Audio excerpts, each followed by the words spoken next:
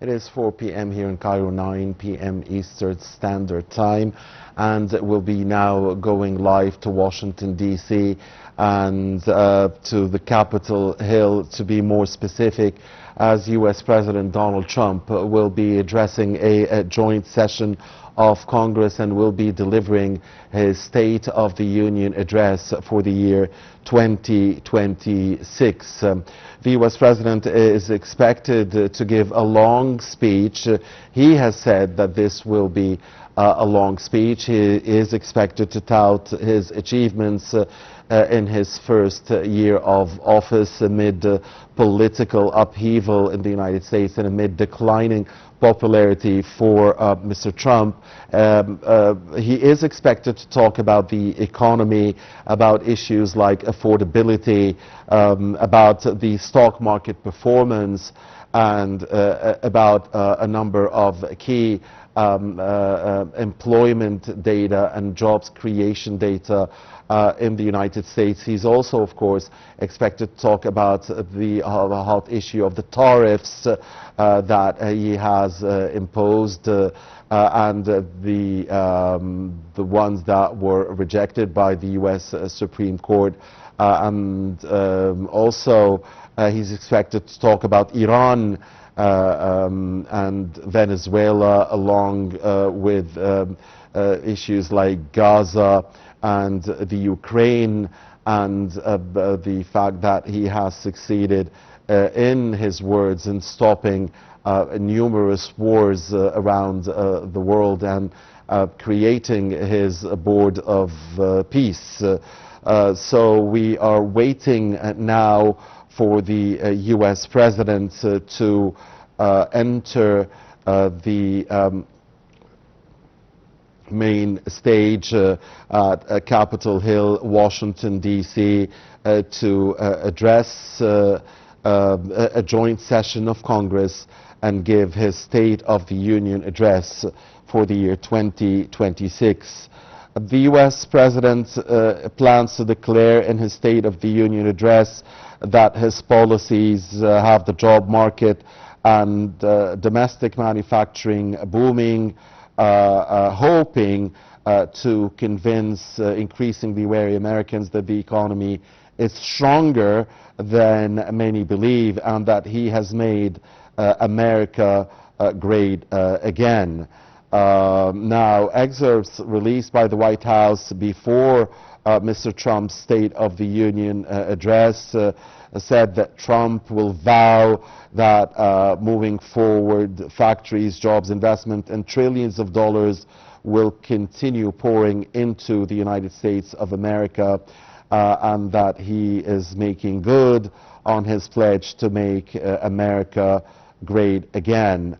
Mr. Trump is also expected in his speech to champion his immigration crackdown and slashing of the federal government, and also talk about the tariffs, as we mentioned, the tariffs that the Supreme Court just struck down. And he's also, of course, expected to tackle Iran and Venezuela and the U.S. ability to direct quick-hit military actions around the world. Mr. Trump is also expected to talk about the Ukraine and about Gaza and the Board of Peace that he just created. And he is expected to give a long speech. Now, on average, State of the Union addresses are about 50 minutes long, but Mr. Trump last year, although it was not an official State of the Union address, broke the record, speaking for nearly an hour and a half.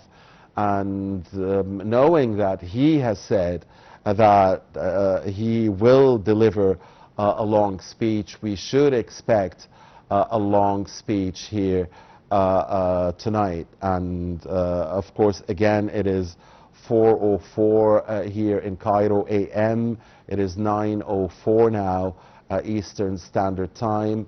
as the State of the Union address was scheduled for 9 p.m. Eastern Standard Time.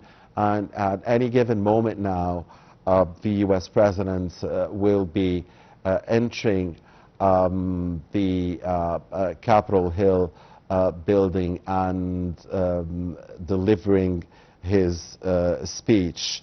Again, Mr. Trump is expected to tout his achievements in his first year of office. He's expected to talk about the economy, about the job creation, about the stock market performance, a positive stock market performance, about also the issue of tariffs, and about how, in his view, he has succeeded in making America great again, in his view. And he's also going to address American foreign policy, and he is expected to talk about the Iran situation, where the U.S. President has said more than once that he would prefer to have a diplomatic solution, and that he would prefer to have negotiations with Iran succeed, but at the same time that he is ready to strike Iran if necessary, and that he's the only one that's going to make this decision.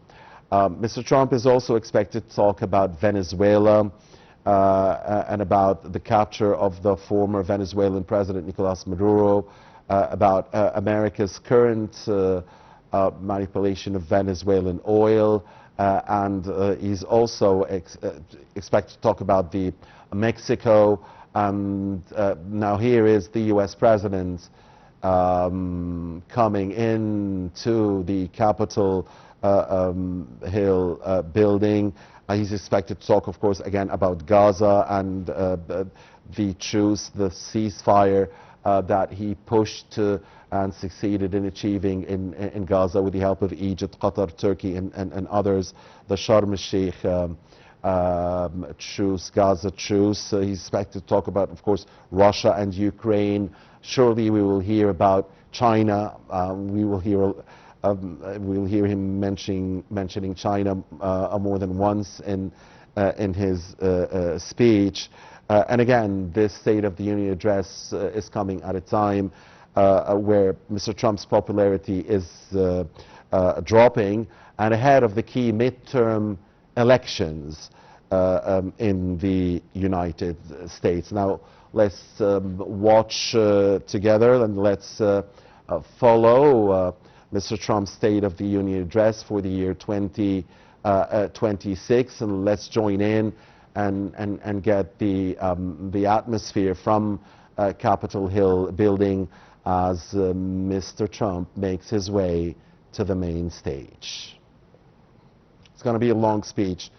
Mr. Trump himself has promised that this is going to be a long speech, certainly to be followed around the world, who will be listening with interest and carefully to much of what he is going to say in this key State of the Union address, the 2026 State of the Union address for the U.S. President ahead of key midterm elections coming up later in the year.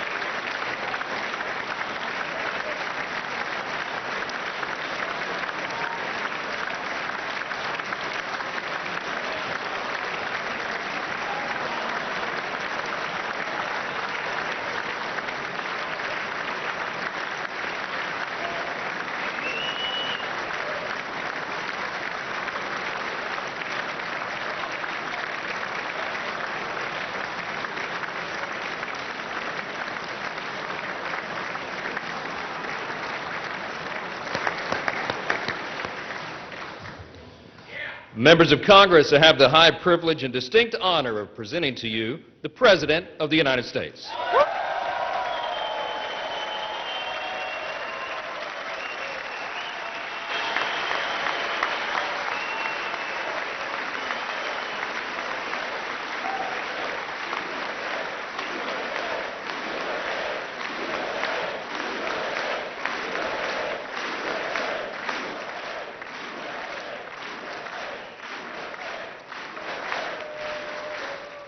Well, thank you very much, everybody. It's really an honor. Speaker Johnson, Vice President Vance, First Lady of the United States,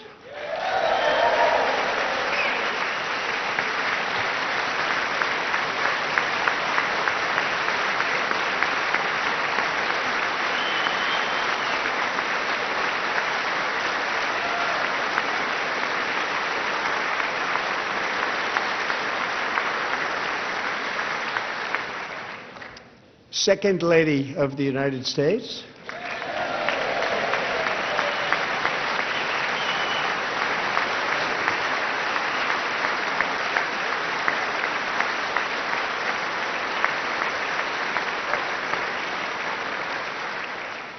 members of Congress, and my fellow Americans.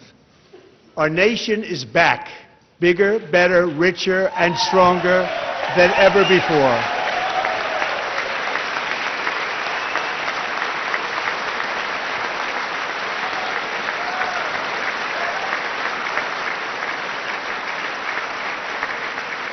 Less than 5 months from now, our country will celebrate an epic milestone in American history, the 250th anniversary of our glorious American independence.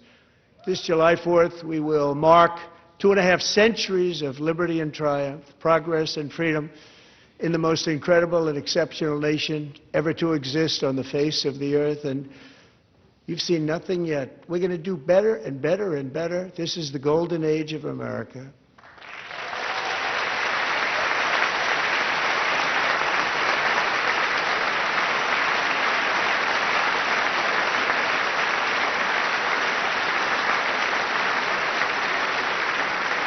When I last spoke in this chamber 12 months ago, I had just inherited a nation in crisis with a stagnant economy, inflation at record levels, a wide-open border, horrendous recruitment for military and police, rampant crime at home, and wars and chaos all over the world. But tonight, after just 1 year, I can say with dignity and pride that we have achieved a transformation like no one has ever seen before, and a turnaround for the ages. It is indeed a turnaround for the ages.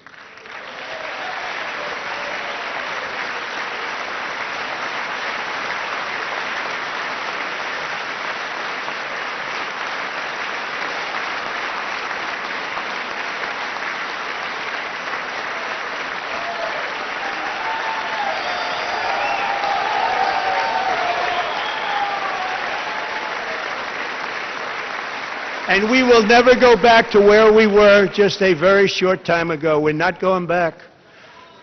Today our border is secure.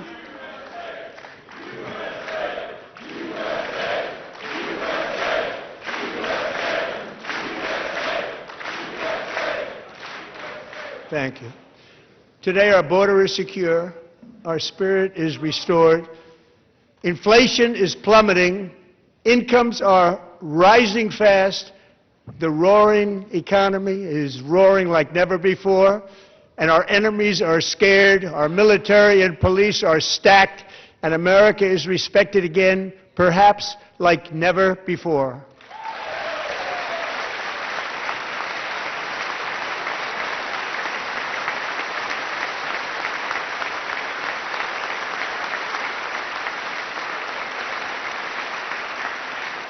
After 4 years in which millions and millions of illegal aliens poured across our borders, totally unvetted and unchecked, we now have the strongest and most secure border in American history by far.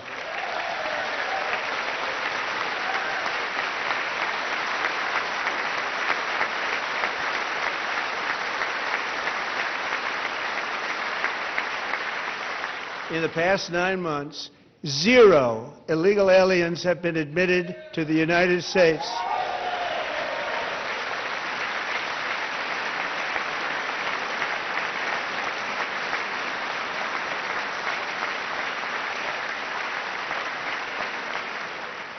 But we will always allow people to come in legally, people that will love our country and will work hard to maintain our country.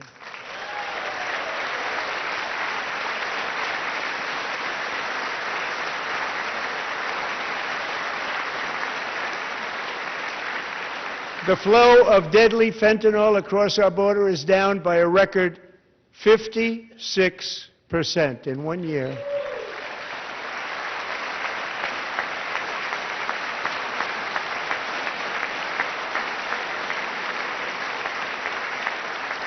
And last year, the murder rate saw its single largest decline in recorded history. This is the biggest decline, think of it, in recorded history, the lowest number in over 125 years, year 1900. In fact, substantially before my wonderful father, I had a wonderful father, Fred, before he was born, substantially before he was born. That's a long time ago. He wouldn't like me to say that, but that's a long time ago. The Biden administration and its allies in Congress gave us the worst inflation in the history of our country.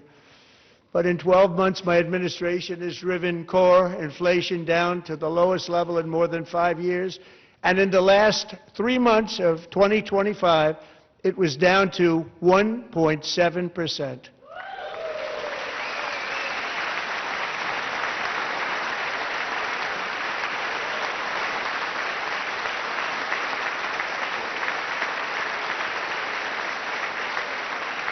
Gasoline, which reached a peak of over $6 a gallon in some states under my predecessor, it was quite honestly a disaster, is now below $2.30 a gallon in most states, and in some places $1.99 a gallon. And when I visited the great state of Iowa just a few weeks ago, I even saw $1.85 a gallon for gasoline.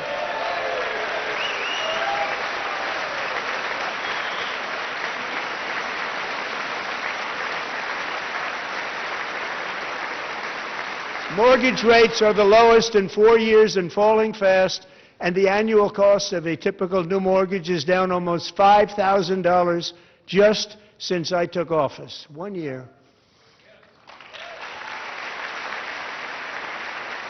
And low interest rates will solve the Biden-created housing problem well, at the same time protecting the values of those people who already own a house that really feel rich for the first time in their lives. We want to protect those values. We want to keep those values up. We're going to do both. And we are going to keep it that way. The stock market has set 53 all-time record highs since the election. Think of that, 1 year. Boosting pensions, 401ks, and retirement accounts for the millions and millions of Americans. They're all gaining. Everybody's up, way up. In 4 long years, the last administration got less than $1 trillion in new investment in the United States. And when I say less, substantially less. In 12 months, I secured commitments for more than $18 trillion pouring in from all over the globe.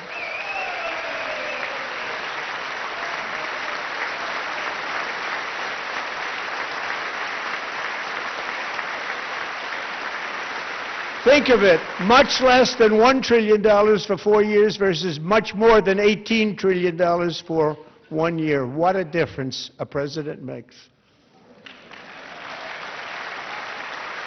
A short time ago, we were a dead country. Now we are the hottest country anywhere in the world, the hottest.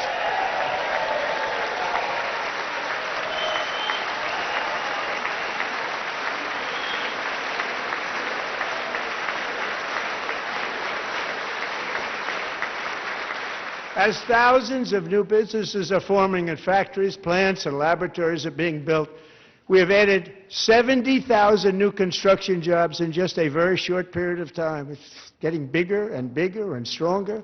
Nobody can believe what they're watching. American oil production is up by more than 600,000 barrels a day, and we just received from our new friend and partner, Venezuela, more than 80 million barrels of oil.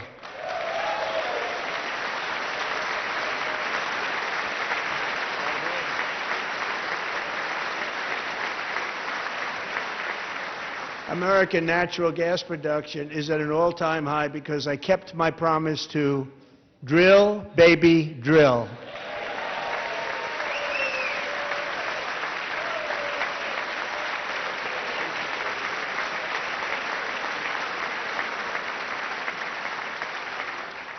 More Americans are working today than at any time in the history of our country. Think about that. Any time in the history of our country, more working today. And 100% of all jobs created under my administration have been in the private sector.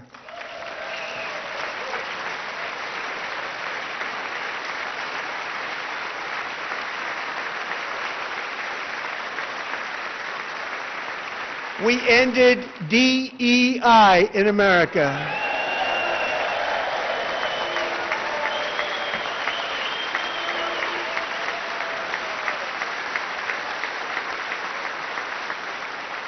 We cut a record number of job-killing regulations, and in 1 year we have lifted 2.4 million Americans, a record, off of food stamps.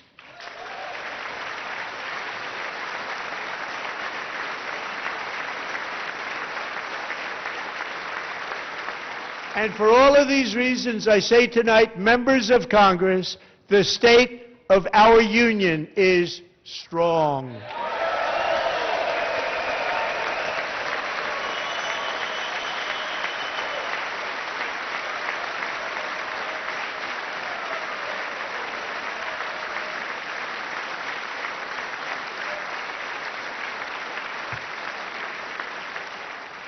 Our country is winning again. In fact, we're winning so much that we really don't know what to do about it.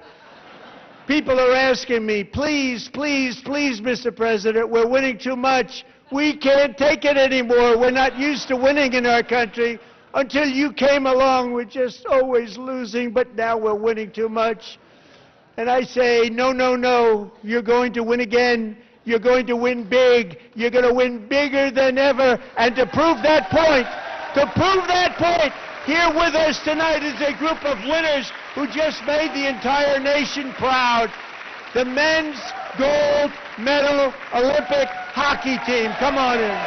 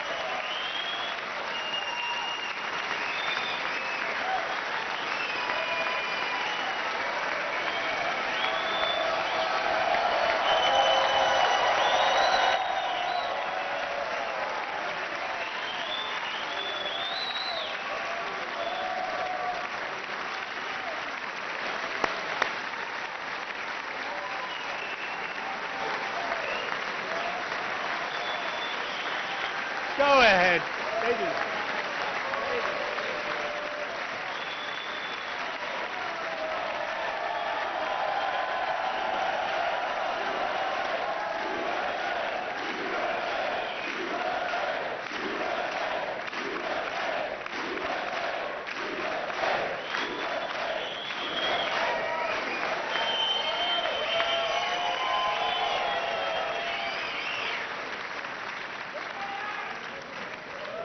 That's the first time I've ever seen them get up.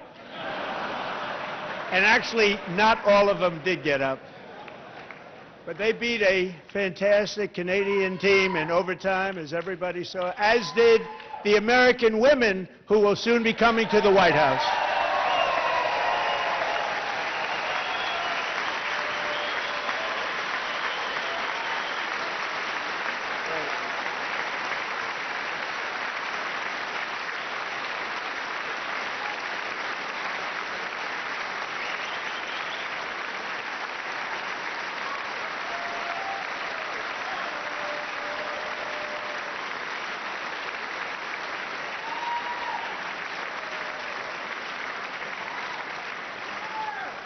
They were in the Oval Office before, and I just want to say a second very big congratulations to Team USA. But I have to say that, and I told them this, and we took a vote of the team. I said, anybody votes no, I'm not doing it. So they stood there, and they weren't about to say no, because I've never seen a goaltender play as well as goalie Connor Hellebuck.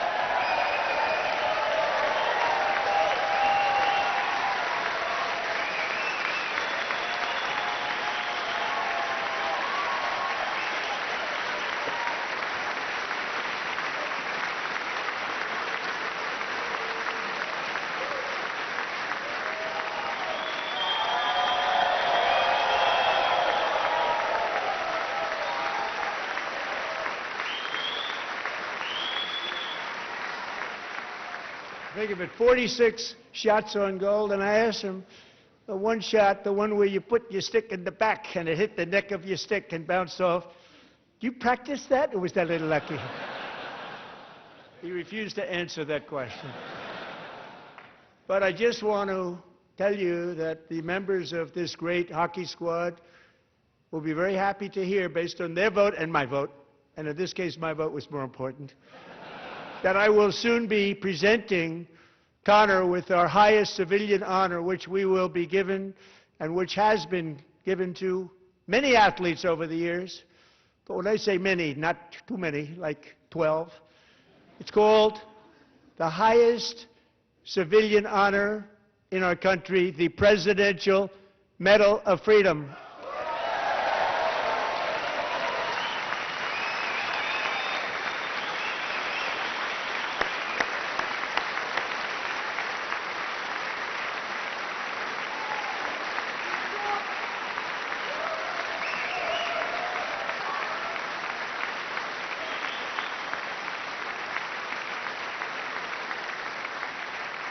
Great athletes have gotten that, very great, the best, and I thought he deserved it. And I did take a vote, every single one of them. I said, I'm not giving it if anybody goes no, and every single one of them rapidly put up their hand.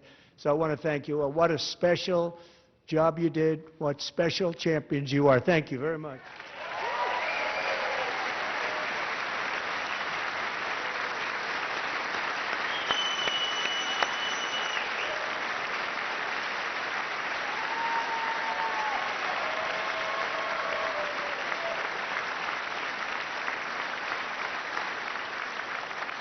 I'm also pleased to say that the next time the Olympic torch is lit, it will be here in America for the 2028 Olympics, and it's the summer version right in Los Angeles. We're going to do a good job in Los Angeles.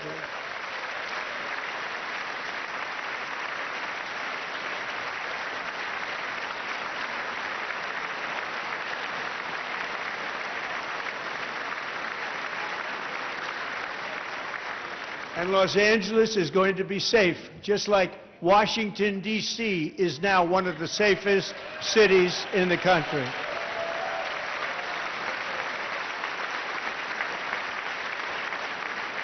And this year, and I must say I got them both.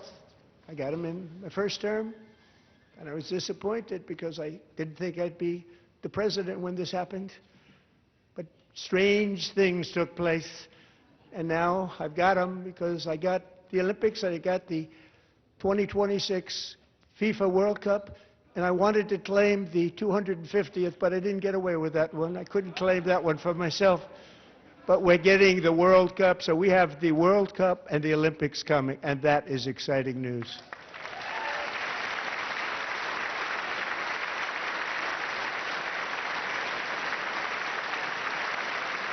So this will be a year to celebrate our country and the heroes who have kept it free. Men like Buddy Taggart.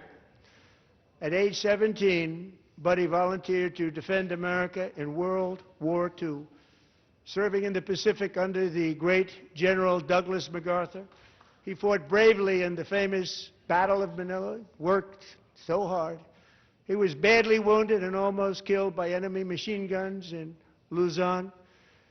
And 81 years ago this month, he liberated the largest internment camp in the Philippines, one of the largest anywhere in the world. Buddy earned many honors, including a Purple Heart and a Bronze Star, came home, started a family, and tonight he is in the gallery looking forward to July 4th, 2026, his 100th birthday.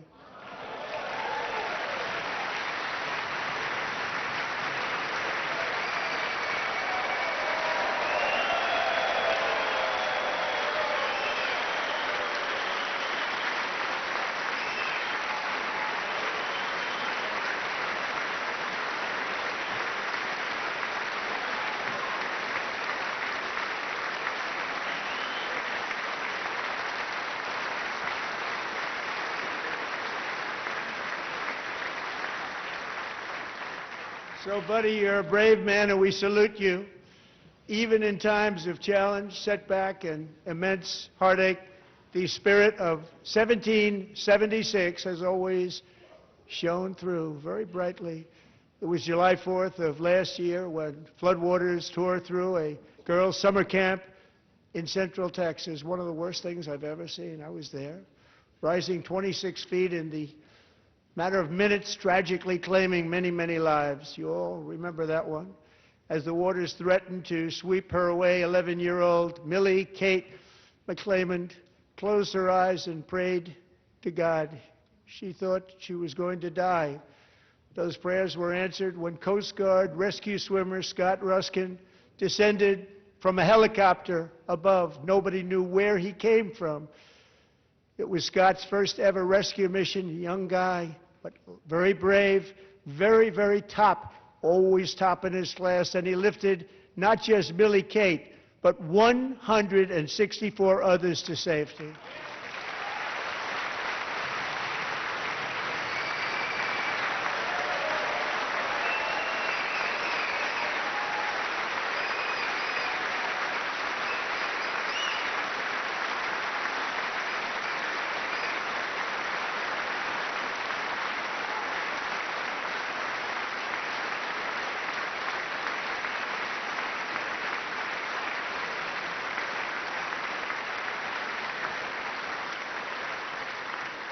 People watched Scott from a distance, and they couldn't believe what they were seeing. The winds were blowing, the rain was pouring, everything was going, and that rapid water, nobody's ever seen anything like it. They said, wow, that's something. Tonight, Scott and Millie Kate are here together, reunited for the very first time. Thank you, Scott, Millie Kate.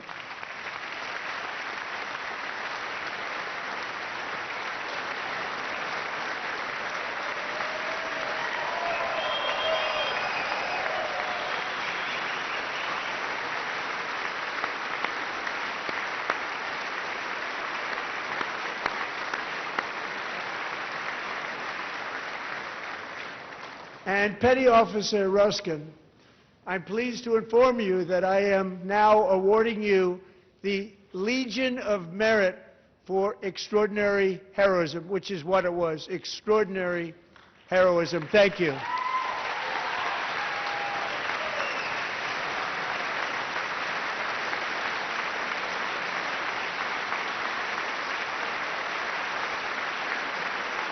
And I'd like to have the military aide to please come down and take care of the service. Military aide, thank you very much. Take care of that very important service. Thank you very much. From 1776 to today, every generation of Americans has stepped forward to defend life, liberty, and the pursuit of happiness. And they're really doing it for the next generation. But now it's our turn. Together we're building a nation where every child has the chance to reach higher and go further, where government answers to the people, not the powerful, and where the interests of hardworking American citizens are always our first and ultimate concern. That is the debt we owe to the heroes who came before us, and that is the promise we must keep to America for our 250th year. Last year, I urged this Congress to begin the mission by passing the largest tax cuts in American history, and our Republican majorities delivered so beautifully. Thank you, Republicans.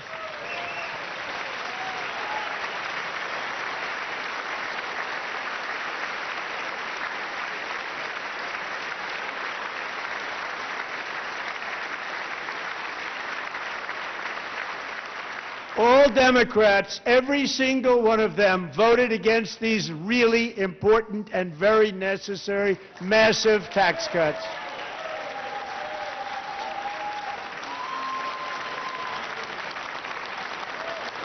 They wanted large-scale tax increases to hurt the people instead. But we held strong, and with the great, big, beautiful bill, we gave you no tax on tips, no tax on overtime, and no tax on Social Security for our great seniors.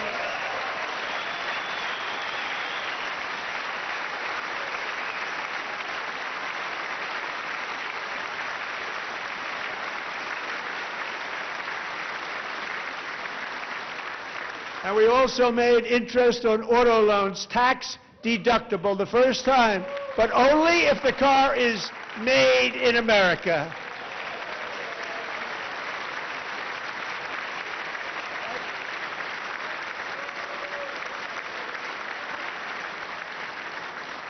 Recently in Pennsylvania, I met Megan Hemhauser, a devoted mom who's homeschools her children, beautiful, 2 children, during the day while waiting tables at night as her husband works overtime operating very heavy equipment. Megan is here this evening, and she's happy to tell you that she is so much richer because with no tax on tips, no tax on overtime, and our expanded child tax credit done again by Republicans, Megan and her husband will take home more than $5,000 extra just for the year, cutting her tax bill in more than half.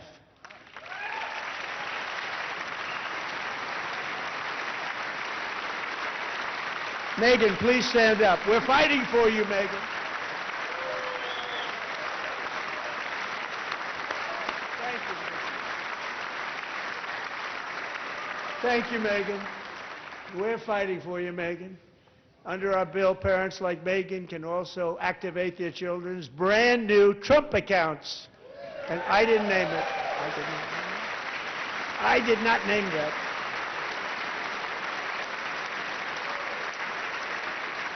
Nobody believes me, but I did not name it. It was named by a very tall man sitting right there in the 3rd row.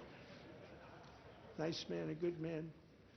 Tax-free investment accounts for every American child. This is something that's so special and has taken off and gone through the roof. Millions will be pre-funded courtesy of the U.S. Treasury and private individuals like Michael and Susan Dell, who have donated $6.25 billion to fund the Trump accounts for 25 million American children. They're great people.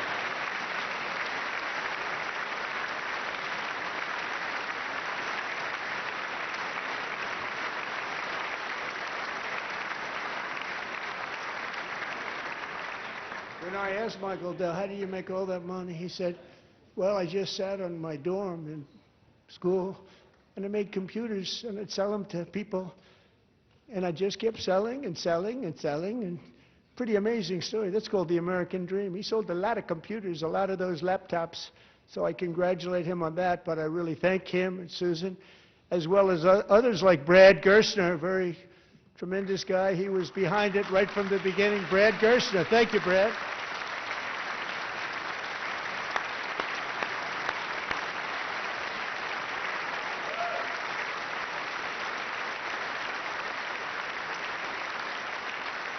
So with modest additional contributions, these young people's accounts could grow to over $100,000 or more by the time they turn 18. Think of it, how much money is that for somebody that started with nothing? Over 100,000, could be much more than that. To make this investment in our children's future, go to trumpaccounts.gov, trumpaccounts.gov. And a lot of people are doing it. It's setting every record in the book. It's popular.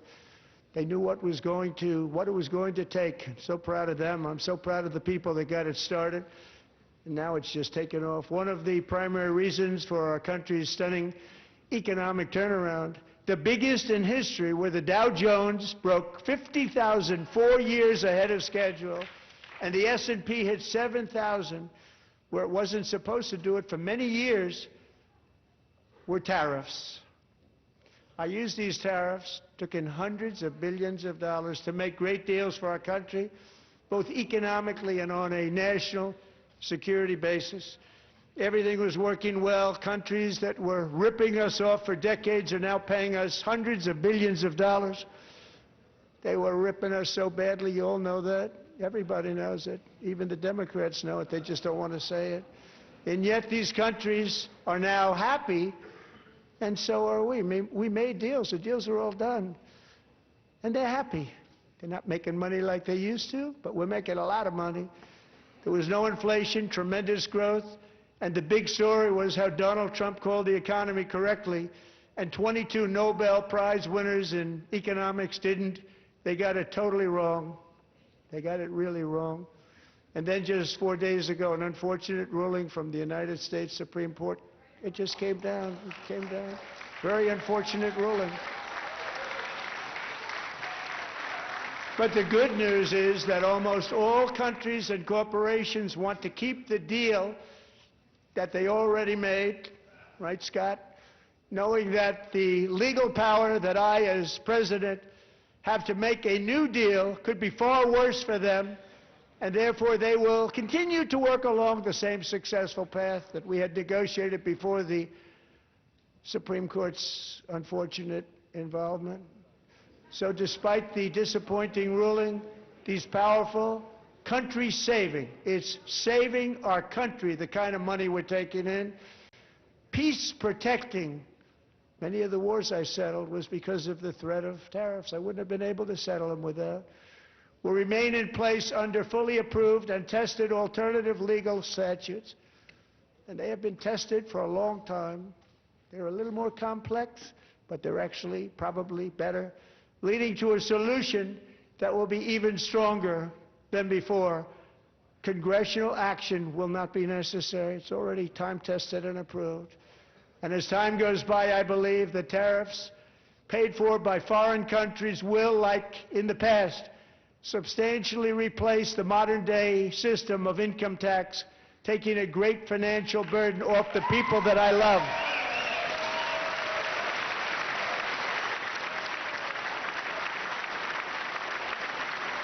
Right?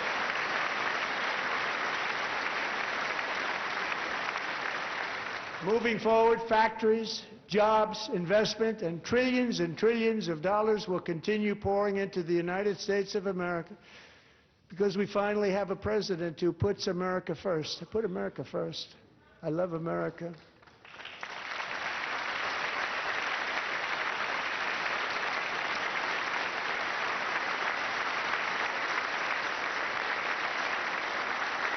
For decades before I came along, we had the exact opposite.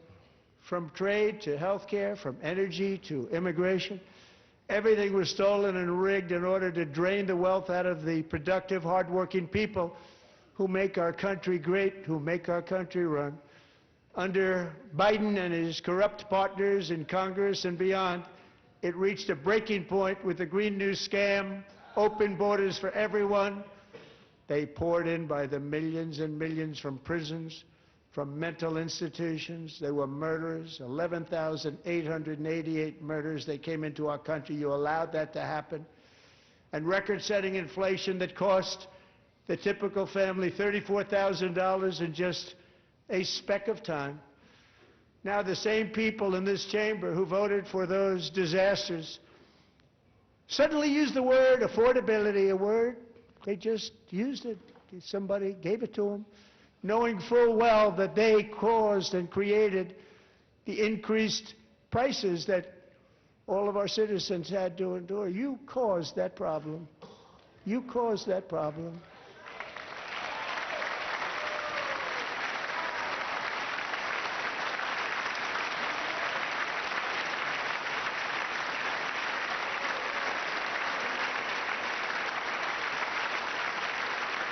They knew their statements were a lie. They knew it.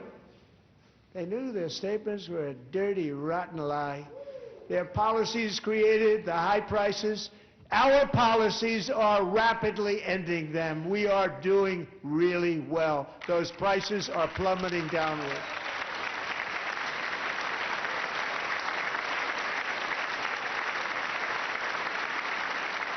The price of eggs is down 60%.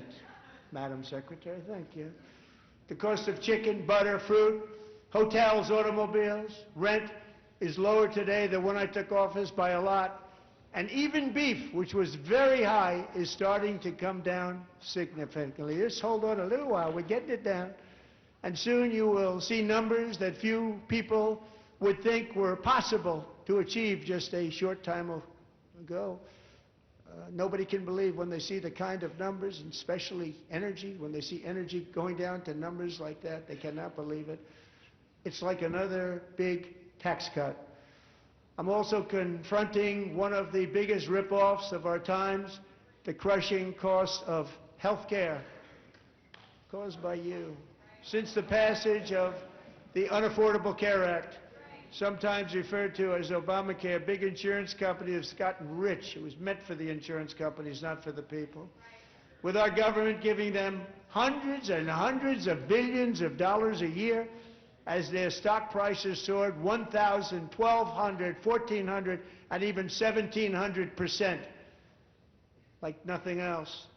That's why I introduced the great health care plan. I want to stop all payments to big insurance companies and instead give that money directly to the people so they can buy their own health care, which will be better health care at a much lower cost.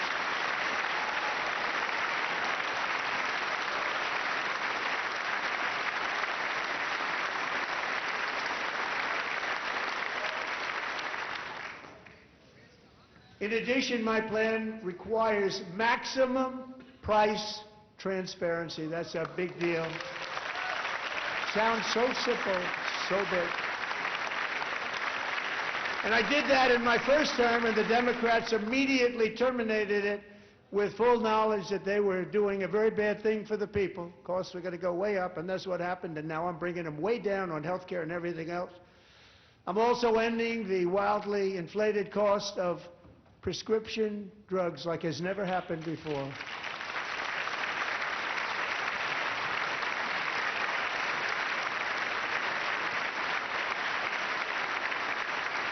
Other presidents tried to do it, but they never could. They tried. Most didn't try, actually. But they tried. They said they tried. They couldn't do it. They didn't even come close. They were all talk and no action, but I got it done. Under my just enacted Most Favored Nation agreements, Americans who have for decades paid by far the highest prices of any nation anywhere in the world for prescription drugs will now pay the lowest price anywhere in the world for drugs. Anywhere. The lowest price.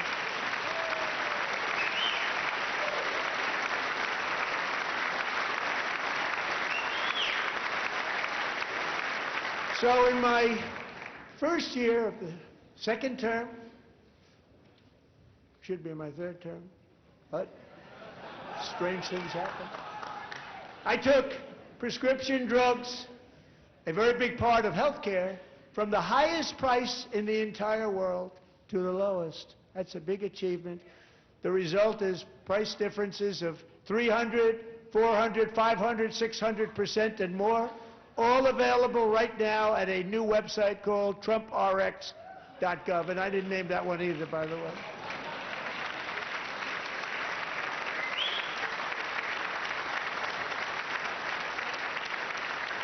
And here tonight is the very first customer ever to get that big discount, and it is big, Catherine Rayner.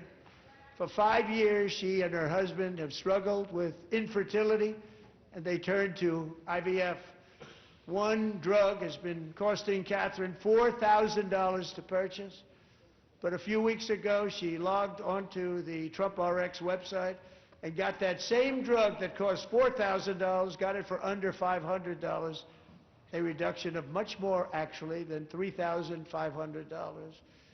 Catherine, we are all praying for you, and you're going to be a great mom.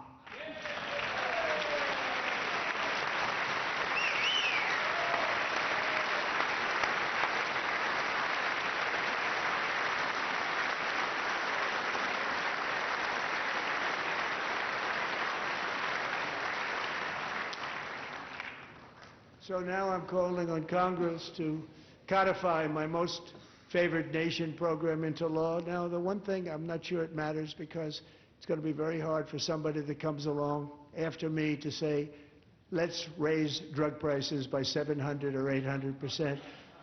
But John and Mike, if you don't mind, codify it anyway. They may do it. Codify it anyway. Thank you. Many Americans are also concerned that energy demand from AI data centers could unfairly drive up their electric utility bills. Tonight, I'm pleased to announce that I have negotiated the new Ratepayer Protection Pledge. You know what that is? We're telling the major tech companies that they have the obligation to provide for their own power needs. They can build their own power plants as part of their factory so that no one's prices will go up, and in many cases, prices of electricity will go down for the community and very substantially down. This is a unique strategy never used in this country before. We have an old grid. It could never handle the kind of numbers, the amount of electricity that's needed. So I'm telling them they can build their own plant. They're going to produce their own electricity. It will ensure the company's ability to get electricity while at the same time lowering prices of electricity for you, and could be very substantial for all of you cities and towns. You're going to see some good things happen over the next number of years. Another pillar of the American dream that has been under attack is home ownership. With us tonight is Rachel Wiggins, a mom of two from Houston. She placed bids on 20 homes and lost all of those bids to gigantic investment firms that bypassed inspection, paid all cash, and turned those houses into rentals, stealing away her American dream. She was devastated. Stories like this are why last month I signed executive order to ban large Wall Street investment firms from buying up in the thousands single-family homes.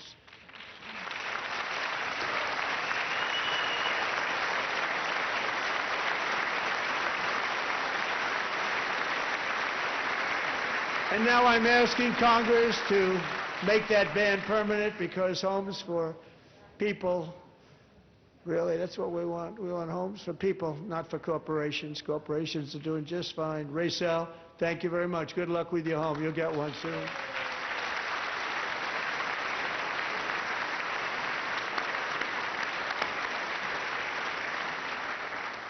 We're also working to make it easier for Americans to save for retirement.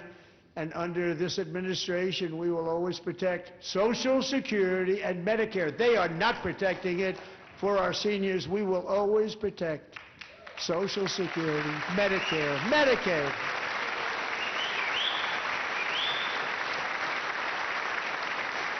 Since I took office, the typical 401k balance is up by at least $30,000.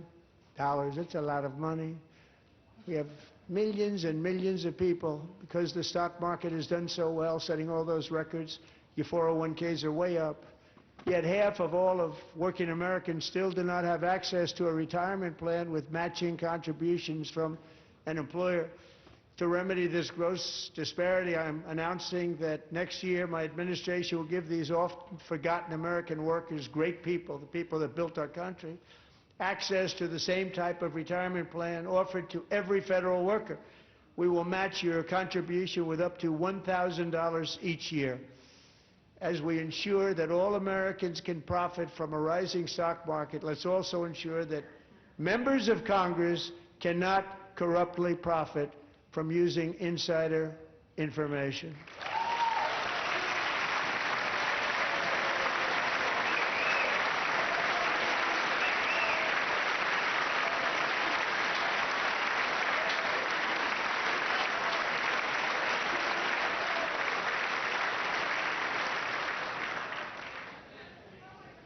They stood up for that. I can't believe it.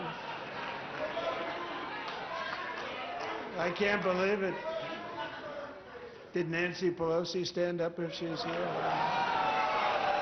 Doubt it. Pass the Stop Insider Trading Act without delay.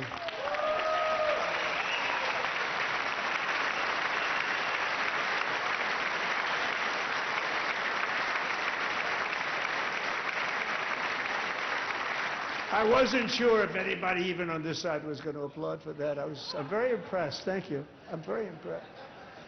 But when it comes to the corruption that is plundering, it's plundering America. There's been no more stunning example than Minnesota, where members of the Somali community have pillaged an estimated $19 billion from the American taxpayer. Oh, we have all the information. And in actuality, the number is much higher than that. And California, Massachusetts, Maine, and many other states are even worse. This is the kind of corruption that shreds the fabric of a nation, and we are working on it like you wouldn't believe.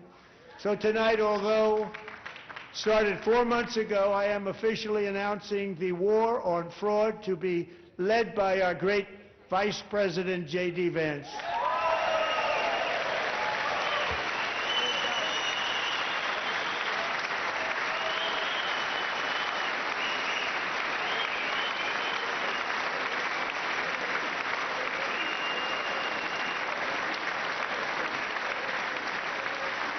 We'll get it done.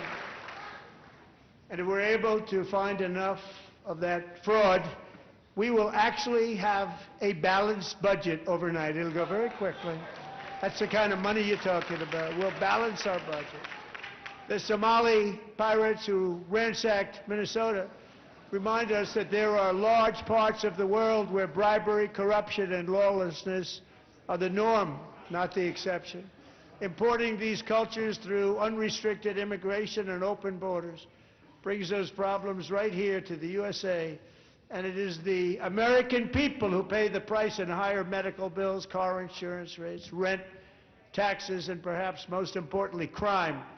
We will take care of this problem. We're going to take care of this problem. We are not playing games. Delilah.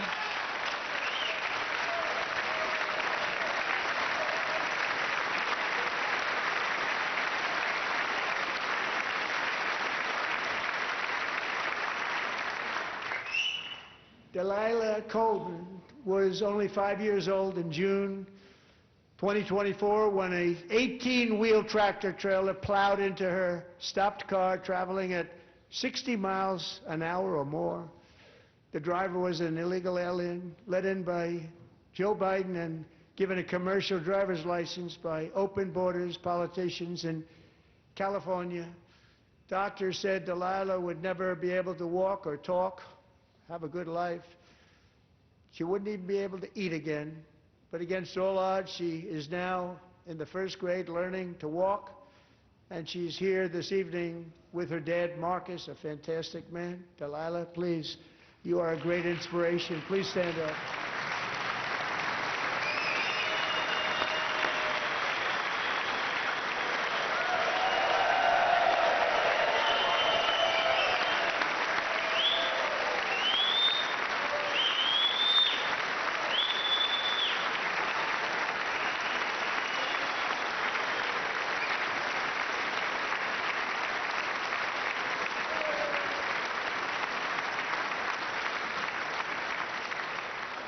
Thank you, Delilah.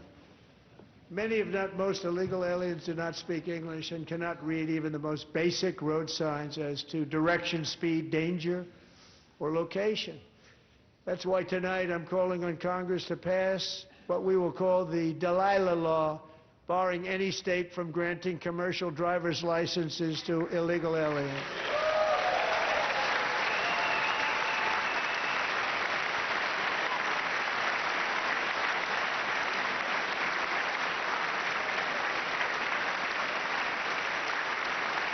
And yesterday, as you probably saw at the White House, I hosted a ceremony with Americans who lost their treasured loved ones to the scourge of illegal immigration. People came into our country, how we allowed this to happen with our open borders. These are the angel moms and families that for decades our government betrayed and our media totally ignored. It was terrible. Hard to believe, actually. In 2023, a 16-year-old high school cheerleader named Elizabeth Medina was supposed to perform in her town's Christmas parade, but she never arrived. Her mother, Jacqueline, went home to look for her, and she found her lying dead in a bathtub bleeding profusely after being stabbed 25 times. Lisbeth's killer was a previously arrested illegal alien who had broken in and brutally extinguished the brightest light in her family's life, violently and viciously. Her heartbroken mother is in the gallery to remind everyone in this chamber exactly why we are deporting illegal alien criminals to our country at record numbers, and we're getting them the hell out of here fast. We don't want them.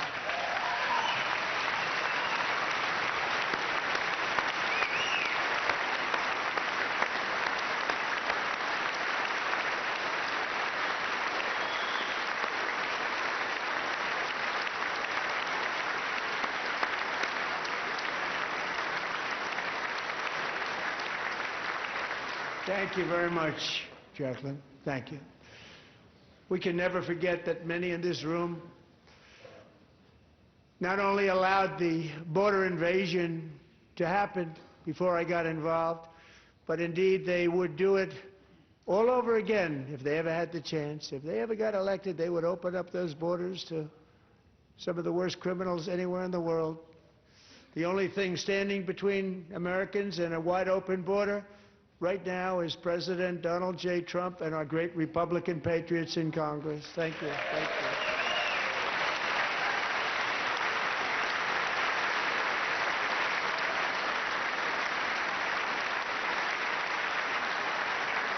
As we speak, Democrats in this chamber have cut off all funding for the Department of Homeland Security. It's all cut off. It's all cut off. They have instituted another Democrat shutdown, the first one costing us 2 points on GDP. 2 points we lost on GDP, which probably made them quite happy, actually.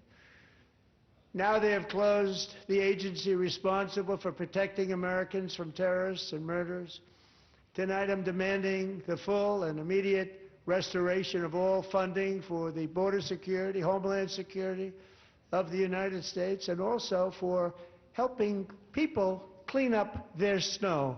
We have no money because of the Democrats, and it would be nice, we'd love to give you a hand at cleaning it up, but you gave no money.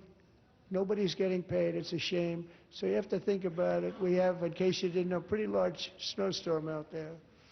One of the great things about the State of the Union is how it gives Americans the chance to see clearly what their representatives really believe. So tonight I'm inviting every legislator to join with my administration in reaffirming a fundamental principle. If you agree with this statement, then stand up and show your support. The first duty of the American government is to protect American citizens, not illegal aliens.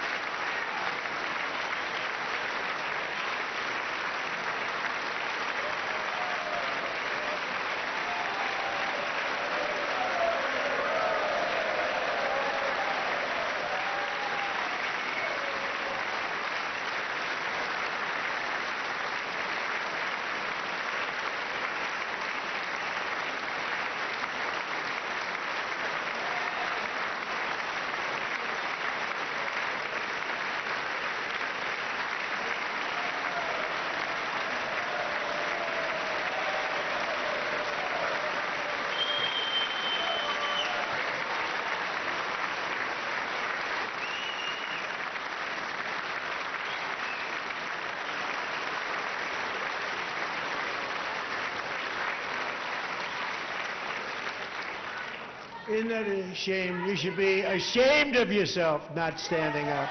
You should be ashamed of yourself. That is why I'm also asking you to end deadly sanctuary cities that protect the criminals and enact serious penalties for public officials who block the removal of criminal aliens. In many cases, drug lords, murderers all over our country, they're blocking the removal of these people out of our country, and you should be ashamed of yourself.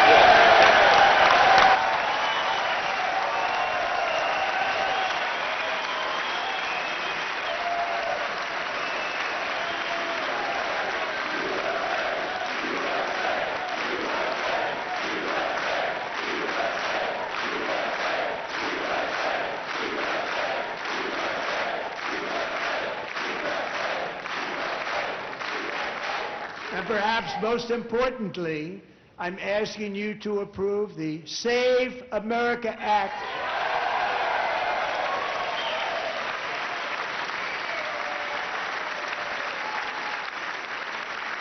To stop illegal aliens and others who are unpermitted persons from voting in our sacred American elections. That cheating is rampant in our elections. It's rampant. It's very simple. All voters must show voter ID.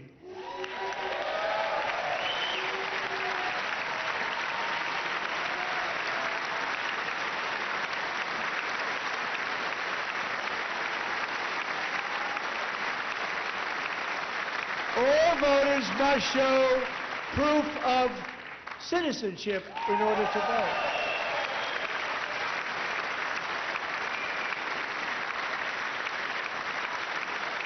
And no more crooked mail-in ballots except for illness, disability, military, or travel. None. And this should be an easy one. And by the way, it's polling at 89%, including Democrats. 89%.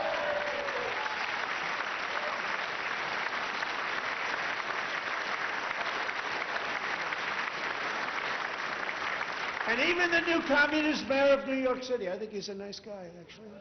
Speak to him a lot. Bad policy, but nice guy. Just said they want people to shovel snow. They got hit hard. Wants them to shovel snow, but if you apply for that job, you need to show 2 original forms of ID and a Social Security card. Yet they don't want identification for the greatest privilege of them all, voting in America. No, it's no good. No good. Both Republicans and Democrats overwhelmingly agree on the policy that we just enunciated. And Congress should unite and enact this common sense, country-saving legislation right now, and it should be before anything else happens.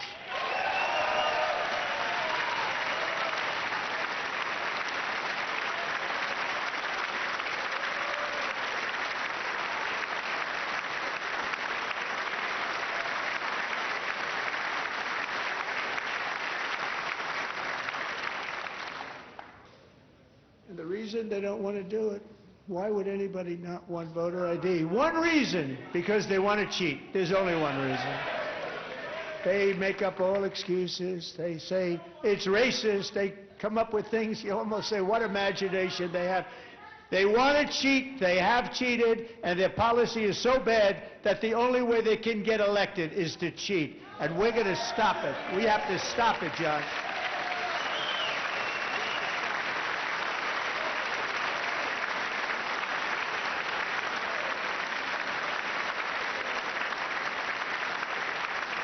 And here is one more opportunity to show common sense in government. In the gallery tonight are Sage Blair and her mother, Michelle. In 2021, Sage was 14 when school officials in Virginia sought to socially transition her to a new gender, treating her as a boy and hiding it from her parents. Hard to believe, isn't it? Before long, a confused Sage ran away from home after she was found in a horrific situation in Maryland A left-wing judge refused to return Sage to her parents because they did not immediately state that their daughter was their son. Sage was thrown into an all-boys state home and suffered terribly for a long time. But today, all of that is behind them because Sage is a proud and wonderful young woman with a full-ride scholarship to Liberty University. Sage and Michelle, please stand up.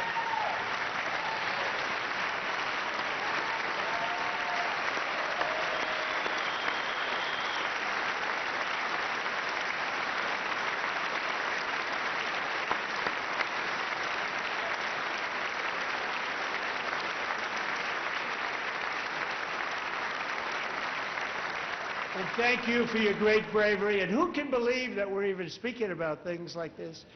15 years ago, if somebody was up here and said that, they'd say, what's wrong with him? But now we have to say it because it's going on all over numerous states without even telling the parents. But surely we can all agree no state can be allowed to rip children from their parents' arms and transition them to a new gender against the parents' will. Who would believe that we're even talking about this? We must ban it, and we must ban it immediately.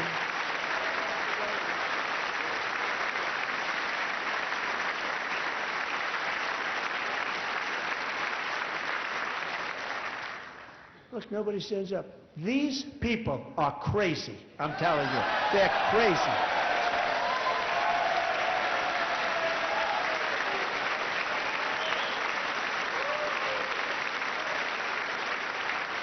Amazing. Boy, oh boy.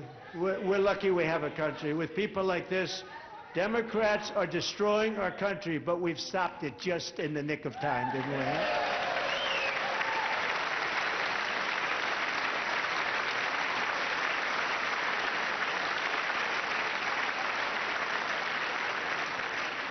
No one cares more about protecting America's youth than our wonderful First Lady, now a movie star. She's a movie star. Can you believe it? Who would have believed that? Over the past year, she has had an incredible impact championing AI legislation, advancing a landmark executive order on foster care, and helping secure $30 million to launch the Melania Trump Foster Youth to Independence Initiative. It's a tremendous, really a tremendous thing that happened and had a lot of bipartisan support. She gets much better bipartisan support than I do. I get none. She gets a lot. Someday you're going to have to tell me how you did that. And students and educators in every state have joined the First Lady's efforts in the presidential AI challenge, keeping America's next generation positioned to succeed and strongly succeed in the future. Tonight we welcome two young people whose lives reflect the First Lady's impact, Sierra Burns and Everest Nevermont. Thank you both, and Melania, thank you. I know how hard you worked on it. Thank you very much.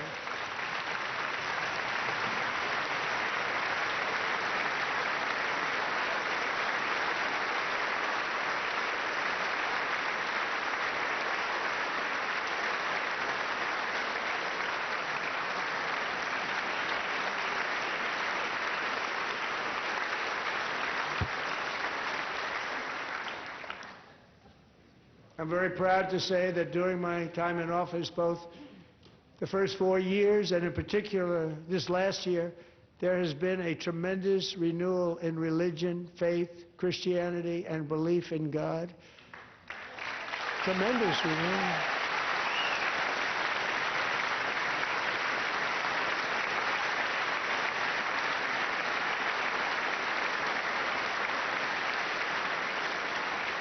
This is especially true among young people, and a big part of that had to do with my great friend, Charlie Kirk, a great guy, great man.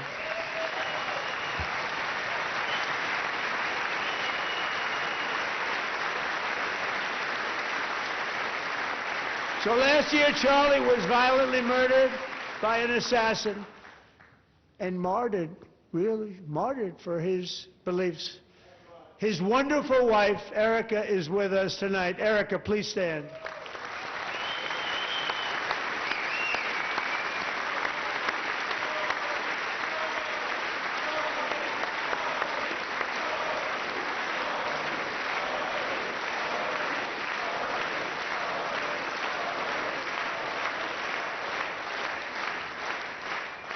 Thank you, Erica. Been through a lot. In Charlie's memory, we must all come together to reaffirm that America is one nation under God, and we must totally reject political violence of any kind.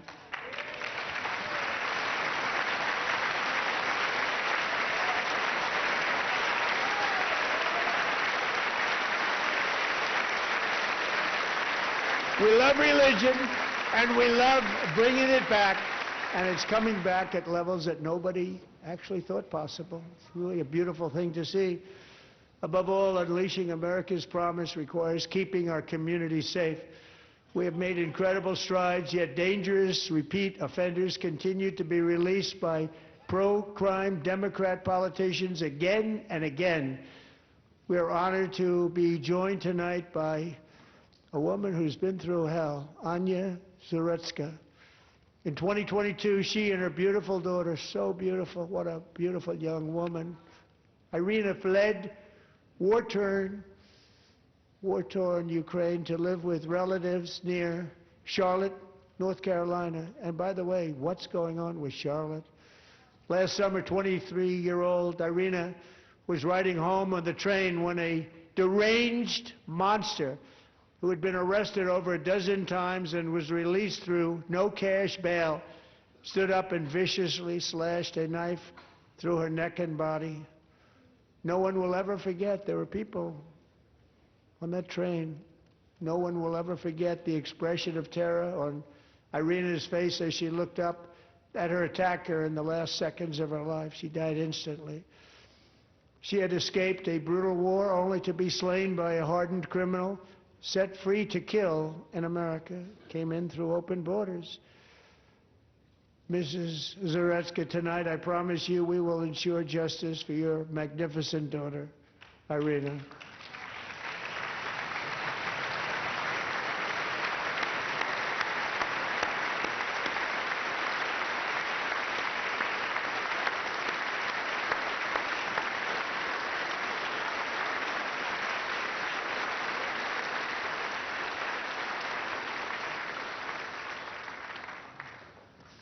How do you not stand? How do you not stand? I'm asking this Congress to pass tough legislation to ensure that violent and dangerous repeat offenders are put behind bars, and importantly, that they stay there.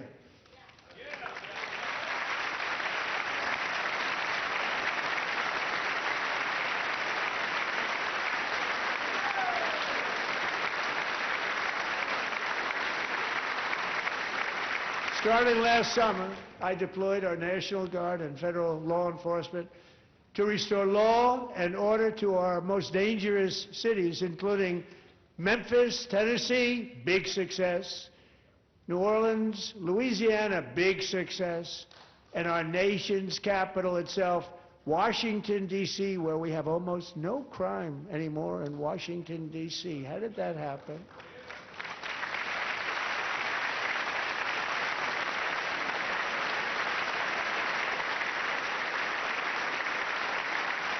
In fact, crime in Washington is now at the lowest level ever recorded, and murders in D.C. this January were down close to 100% from a year ago.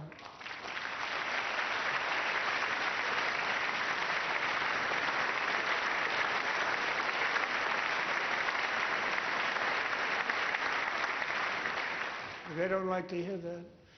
One of the sick people, one of the brave service members who helped achieve this stunning turnaround was 20-year-old West Virginia Army National Guard Specialist Sarah Beckstrom. After a 4-month deployment, she voluntarily extended her service, and her rank was going to be lifted. She was doing so well. They were so proud of her. But the very next day, she was on patrol near the White House when she was ambushed and shot in the head by a terrorist monster from Afghanistan. Shouldn't have been in our country. And all because she wore the uniform of our nation. She was shot. He traveled here because he didn't like people wearing our uniform. He was sick and deranged. Shouldn't have been in our country. Sarah Beckstrom died in order to defend our capital, and we are honored to be joined by her wonderful parents, Gary and Evalie. Your daughter was a true American patriot, and she will be greatly missed. She was a great person. I saw reports on her. They've never seen anything like it.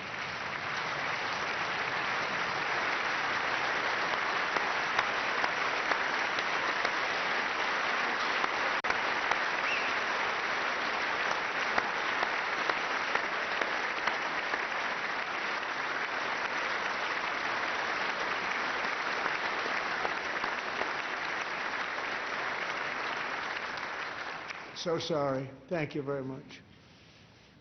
A great young lady. I saw reports that were like, perfect. She was perfect. Serving alongside Sarah that day was Staff Sergeant Andrew Wolf. The terrorist shot Andrew in the head, and no one thought he could possibly make it. The two of them, Sarah and Andrew, both shot violently in the head. Neither was expected to make it. They weren't even given a chance, except his wonderful mother, named Melody, who I spoke to the same night, and she was so positive. The doctors thought that Andrew was gone, but his mother said, no, no, Mr. President, Andrew will be fine. He's going to make it. I've never seen anything like it. I mean, he was given almost no chance. She said, I have no doubt, sir, he's going to be okay. This was a conversation that I had with her that night, with her son laying helplessly in bed, blood all over. Everybody is praying, she said, sir, he will be okay. The doctors didn't understand what she was saying, and after looking at the results of the damage done, neither did I. She was so strong and conclusive that even Andrew's great father felt she didn't really understand the gravity of the situation. But she turned out to be right. Right, Melody? She turned out to be right.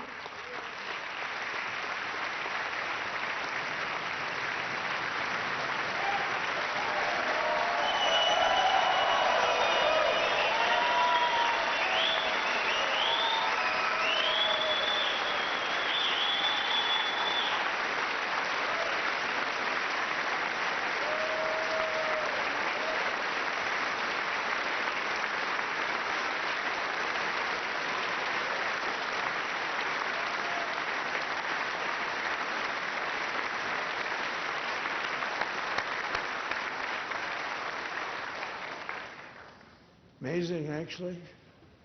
I said, where does this woman come from? She's the most positive person I've ever met.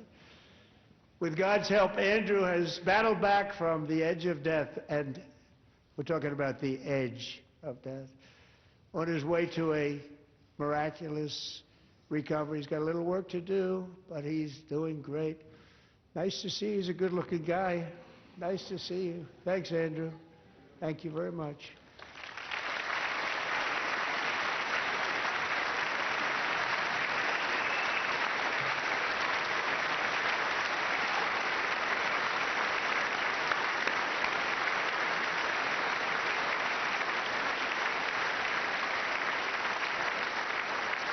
So, Andrew, while you're up, now I'm going to ask a highly respected General James Seward to present Staff Sergeant Andrew Wolf and the great family of Sarah Beckstrom with the award created by our late, great President George Washington himself. It's called the Purple Heart.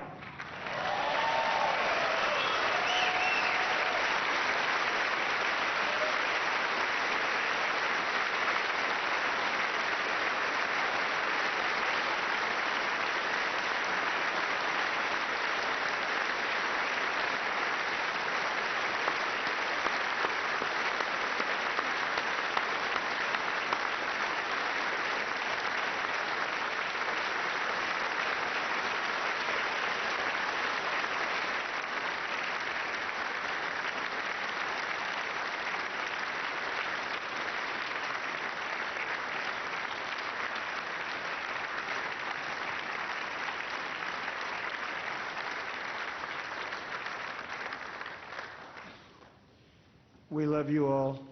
Love you. We're proudly restoring safety for Americans at home, and we are also restoring security for Americans abroad. Our country has never been stronger. My first 10 months, I ended 8 wars, including Cambodia. Isn't it funny? You're sick people.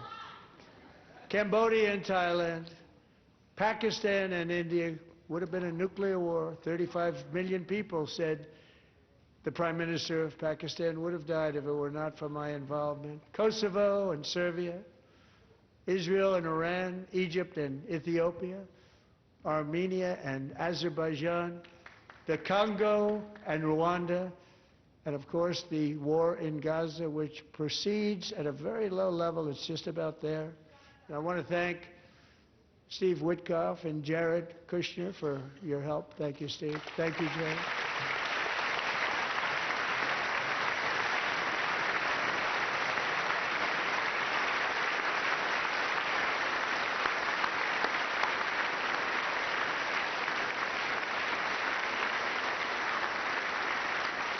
And I also want to thank the man they report to, Secretary of State Marco Rubio. Thank you, Marco.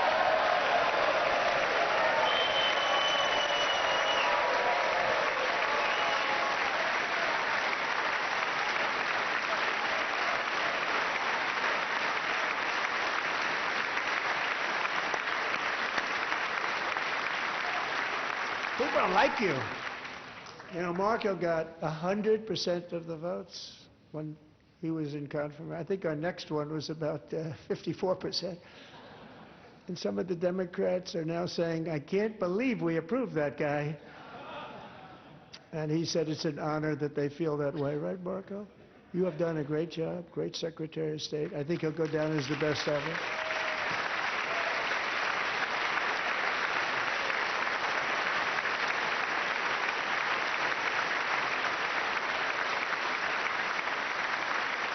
Under the ceasefire I negotiated, every single hostage, both living and dead, has been returned home. Can you believe that?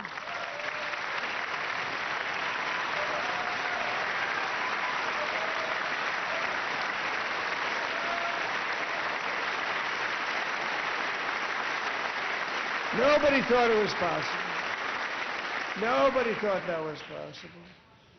Both living and dead. And those parents who had a dead son, their boy, they'd always tell me their boy, they wanted him as much as though he were living.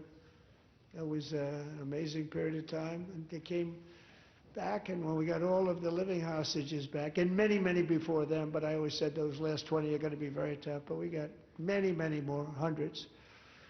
But I said those last 20 are going to be tough. We got them back. But we only got back 14 or 15 of the dead, of the 28. And believe it or not, Hamas worked along with Israel, and they dug, and they dug, and they dug.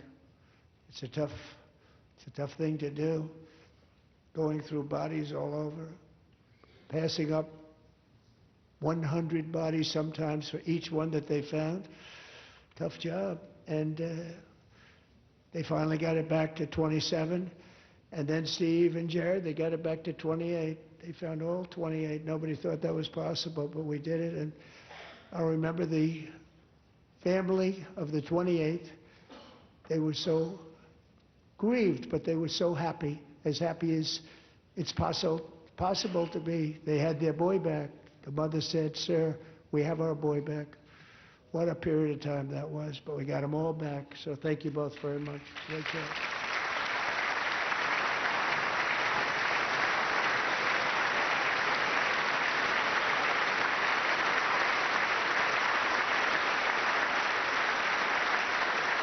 And we're working very hard to end the 9th war, the killing and slaughter between Russia and Ukraine, where 25,000 soldiers are dying each and every month. Think of that, 25,000 soldiers are dying a month.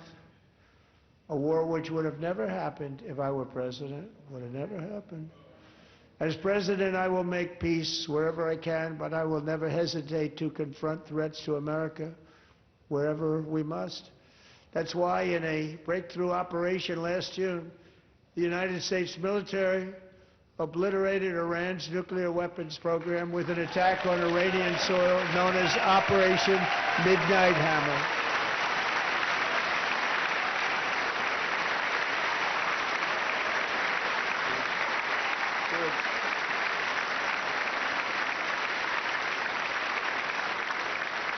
For decades, it had been the policy of the United States never to allow Iran to obtain a nuclear weapon.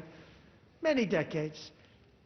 Since they seized control of that proud nation 47 years ago, the regime and its murderous proxies have spread nothing but terrorism and death and hate.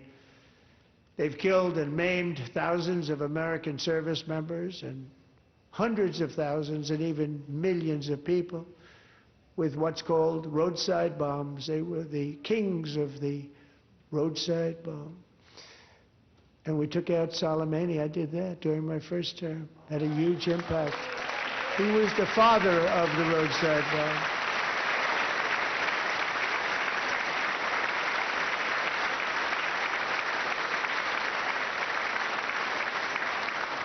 And just over the last couple of months with the protests, they've killed at least, it looks like, 32,000 protesters. 32,000 protesters in their own country.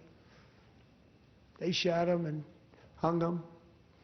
We stopped them from hanging a lot of them with the threat of serious violence. But this is some terrible people.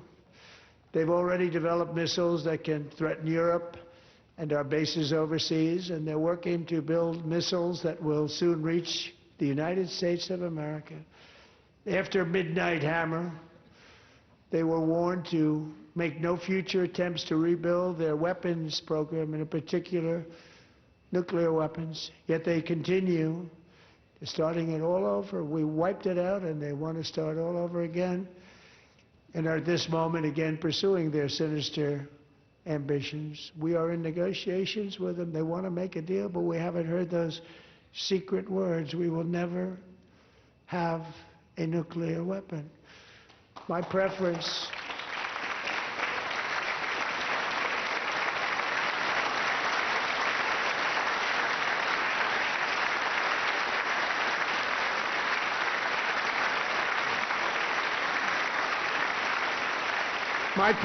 is to solve this problem through diplomacy. But one thing is certain, I will never allow the world's #1 sponsor of terror, which they are by far, to have a nuclear weapon. Can't let that happen.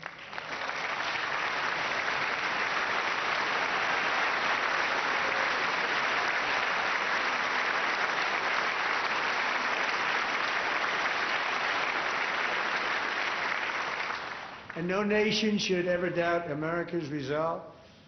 We have the most powerful military on earth. I rebuilt the military in my first term. We're going to continue to do so. Also, we just approved a $1 trillion budget. We have no choice. We have to be strong, because hopefully we will seldom have to use this great power that we built together. It's really called peace through strength, and it's been very, very effective.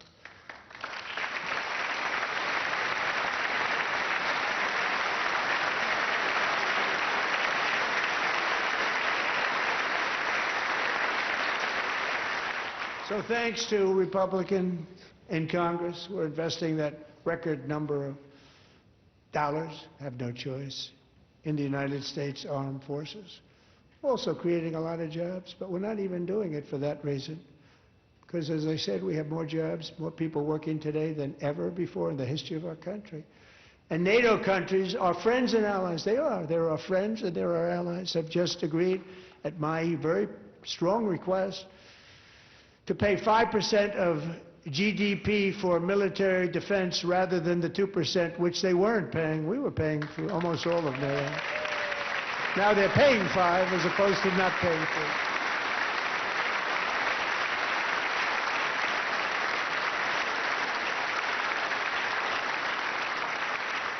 And getting that 5% was something which everyone said would never be done, could not happen. We got it really easily with one meeting. And big difference between 2% that's not paid. We were paying the freight of many of them. Very few were paid up. Now 5%, then they're paid. And everything we send over to Ukraine is sent through NATO, and they pay us in full. They pay us totally in full.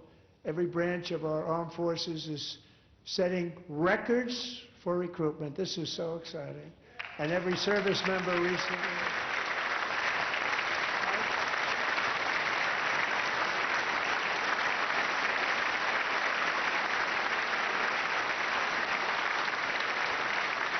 And every service member recently received a warrior dividend of $1,776.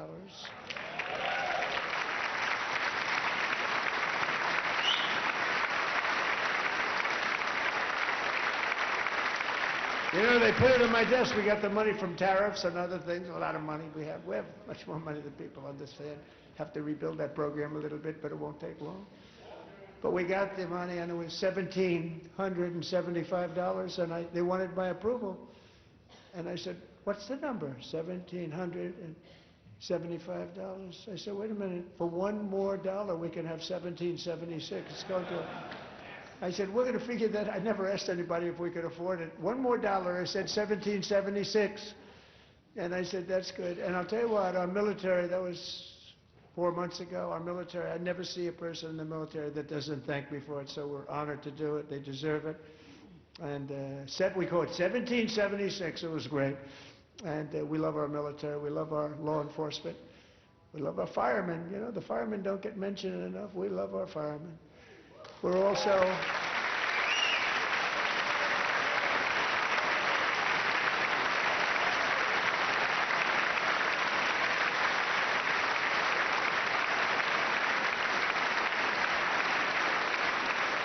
We're also restoring American security and dominance in the Western Hemisphere, acting to secure our national interests and defend our country from violence, drugs, terrorism, and foreign interference. For years, large swaths of territory in our region, including large parts of Mexico, really large parts of Mexico, have been controlled by murderous drug cartels.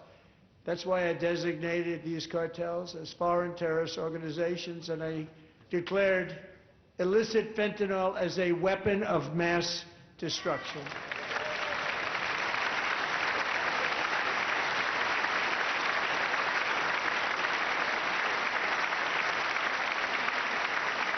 And with our new military campaign, we have stopped record amounts of drugs coming into our country and virtually stopped it completely coming in by water or sea. You probably noticed that.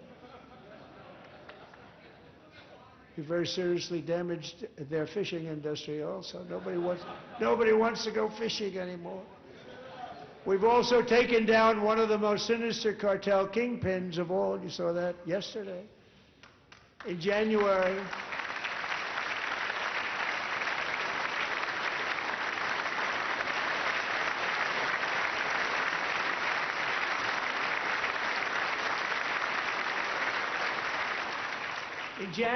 elite American warriors carried out one of the most complex, spectacular feats of military competence and power in world history. No one's seen anything like it. Foreign leaders, I won't tell you who, called me and they said, very impressive, very impressive. They couldn't believe, they all watched, they saw what happened. This is a different fighting force than we had years ago when we fought to tie. No, it's a great fighting force. I'm so proud of it. Look at Space Force. Space Force is my baby, because we did that. My baby is becoming so important.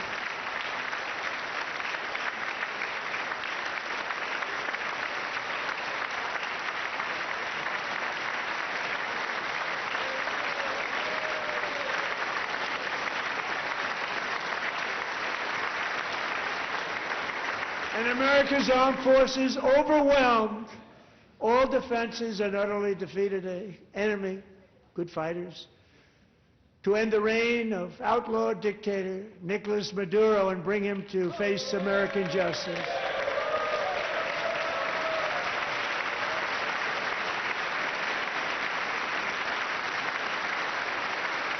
And this was an absolutely colossal victory for the security of the United States, and it also opens up a bright new beginning for the people of Venezuela.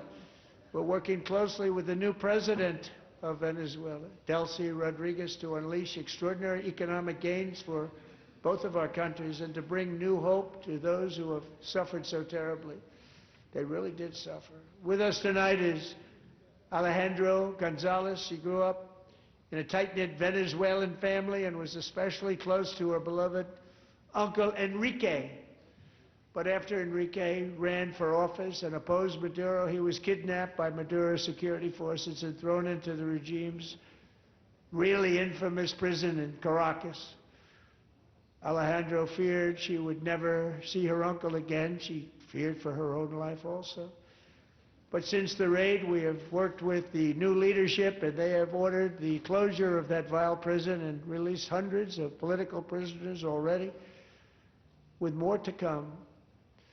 Alejandro, I'm pleased to inform you that not only has your uncle been released, but he is here tonight. We brought him over to celebrate his freedom with you in person. Enrique, please come down.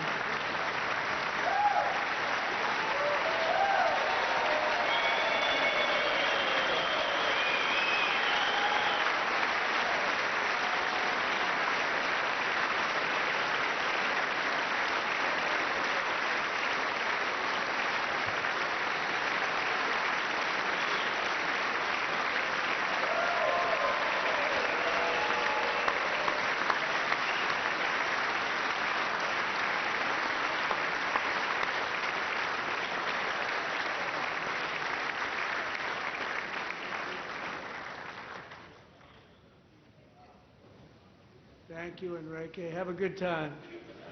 Nice to have you back, Enrique. There were many heroes on that January raid to capture Maduro. Really great heroes. It was very dangerous. They knew we were coming. They were all set.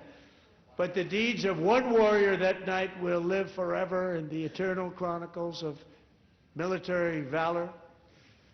Chief Warrant Officer 5, Eric Slover, planned the mission and was the flight lead in the cockpit of the first helicopter, a big, beautiful, powerful helicopter. It was a massive Chinook carrying, as you can imagine, many, many American warfighters.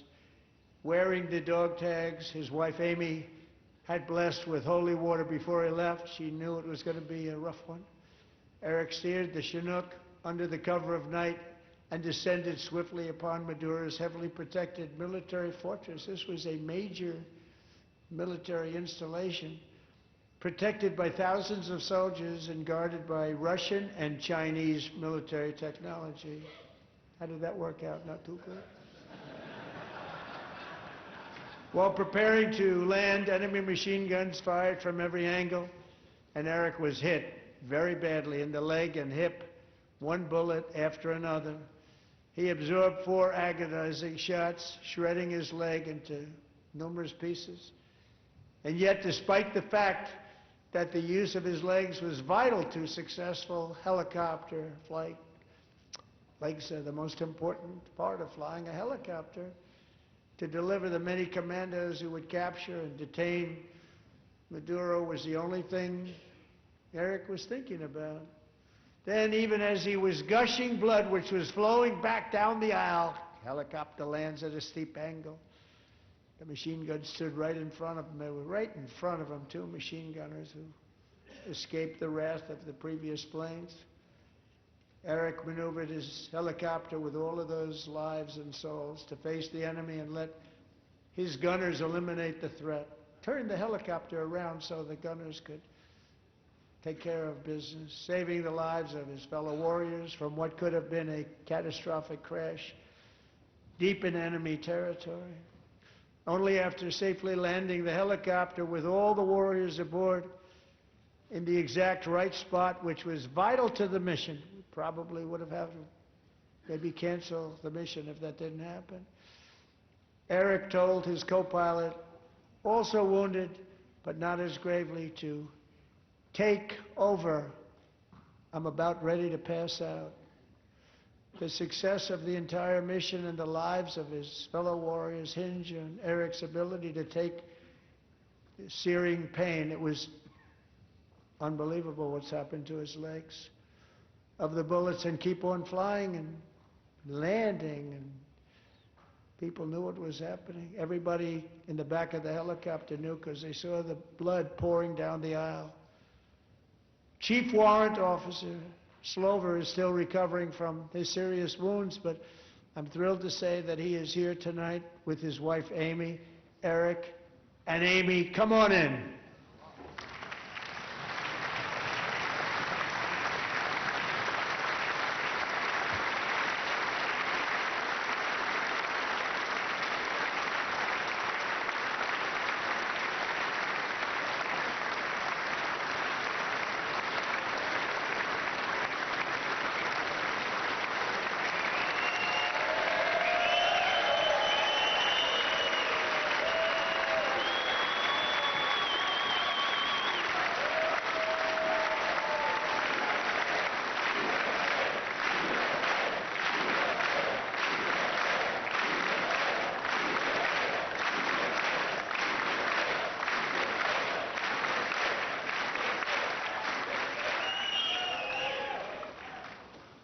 So we have a surprise for Eric and Amy.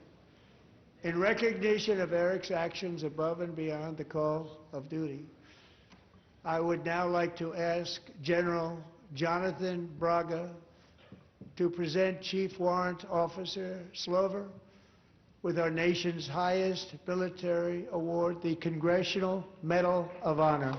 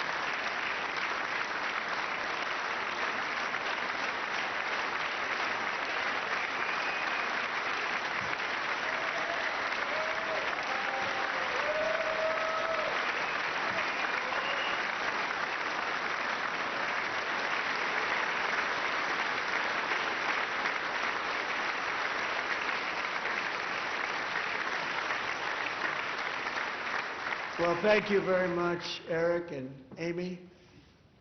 Great to get to know you. I met with them and with a lot of their fellow warriors at Fort Bragg recently. You notice the name Fort Bragg, we have it back, we brought it back. We won the First World War with it, the Second World War with it, and then they decided to change the name. So we changed it back. Everybody wanted to change back too. And 10 of Eric's fellow warriors from that incredible night of victory will also be receiving medals at a private ceremony that will soon be held at the White House, and Eric will be there. Thank you.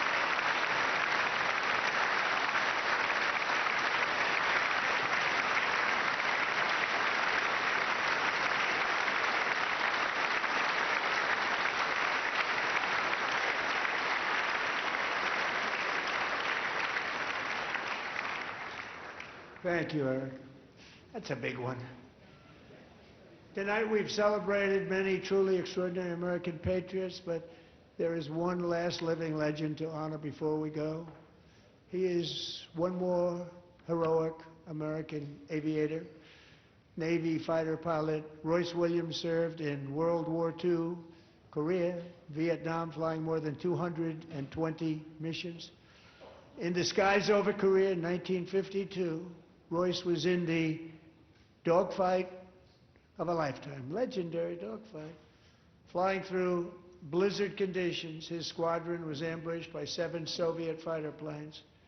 It was his first aerial combat of the war, and despite being massively outnumbered and outgunned, Royce led the takedown of 4 enemy jets and almost destroyed the others, vanquishing his adversaries while taking 263 bullets to his own plane and being seriously hurt.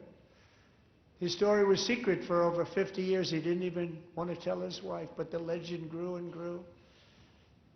But tonight, at 100 years old, this brave Navy captain is finally getting the recognition he deserves. He was a legend long before this evening. Royce, please stand up, and I will ask the First Lady of the United States to present Captain Royce Williams with his Congressional Medal of Honor.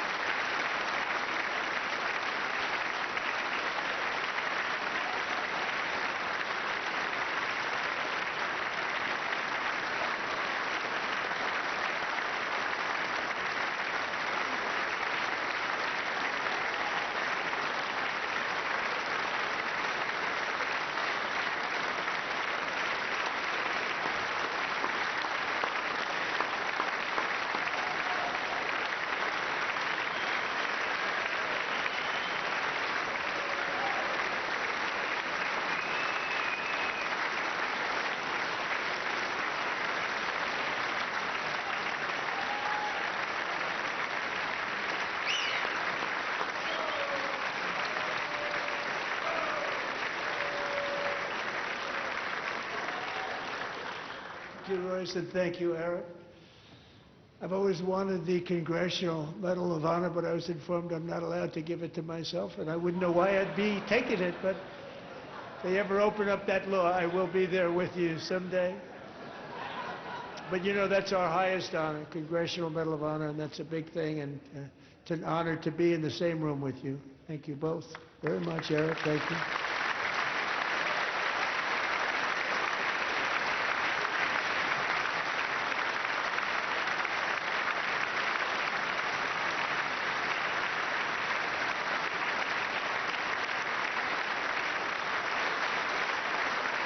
Thank you. 250 years is a long time in the life of a nation, but in another sense, it's really a mere moment in the eye of history. Two of the gentlemen we met in the gallery this evening took their first breaths 1 century ago, 100 years before that, on July 4th, 1826, the author of the Declaration of Independence, brilliant, Thomas Jefferson, drew his last breath. Just a single long human lifespan separates the giants who declared and won our independence from the heroes who stand among us tonight. Everything our nation has done, everything we have achieved, has been the work of those few great lifetimes. In those brief chapters, Americans built this nation from 13 humble colonies into the pinnacle of human civilization and human freedom, the strongest, wealthiest, most powerful, most successful nation in all of history. Americans ventured out across the daunting and dangerous continent. We carved paths through an unforgiving wilderness, settled a boundless frontier, and tamed the beautiful but very, very dangerous Wild West. From empty marshes and wide open plains, we raised up the world's greatest cities. Together we mastered the world's mightiest industries and shattered history's monstrous tyrannies. And we liberated millions from the chains of fascism, communism, oppression, and terror. Americans lifted humanity into the skies on the wings of aluminum and steel, and then we launched mankind into the stars on rockets powered by sheer American will and unyielding American pride. We wired the globe with our ingenuity. We captivated the planet with American culture. And now we are pioneering the next great American breakthroughs that will change the entire world.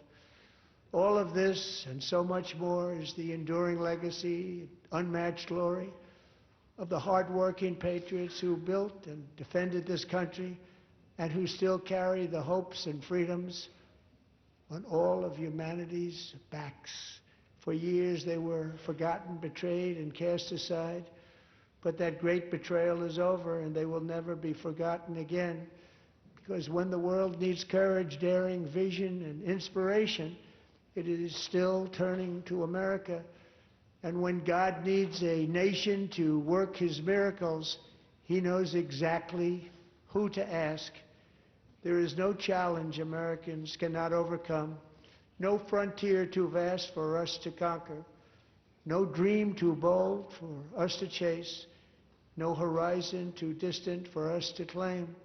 For our destiny is written by the hand of providence, and these first 250 years were just the beginning.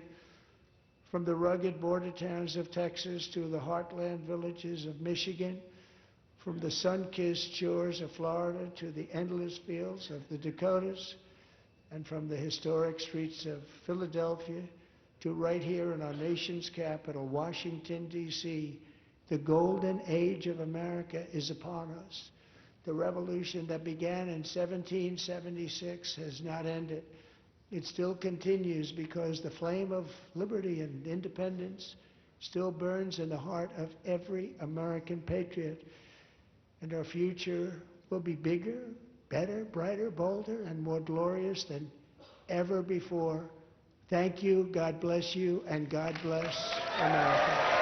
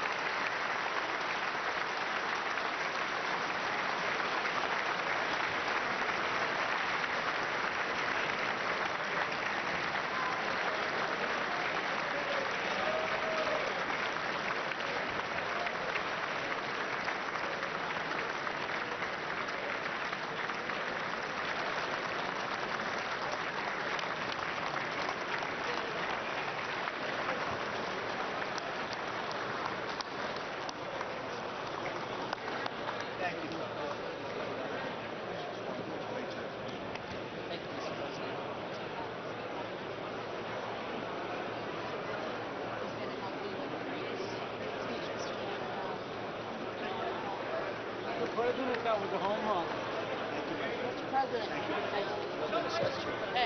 Okay, you too. All right.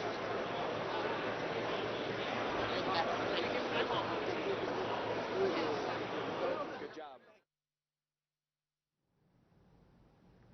So there you have it, 1 hour and 48 minutes and a new record for the State of the Union address. U.S. President Donald Trump beat his old record of 1 hour and 39 minutes.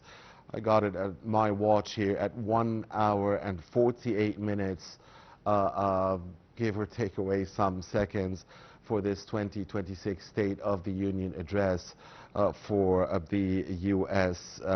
President. We'll try to sum up, although we must say that probably an estimated maybe 25%, 1/4, 1/4 of the 1 hour and 48 minutes must have been mere applause and standing ovations.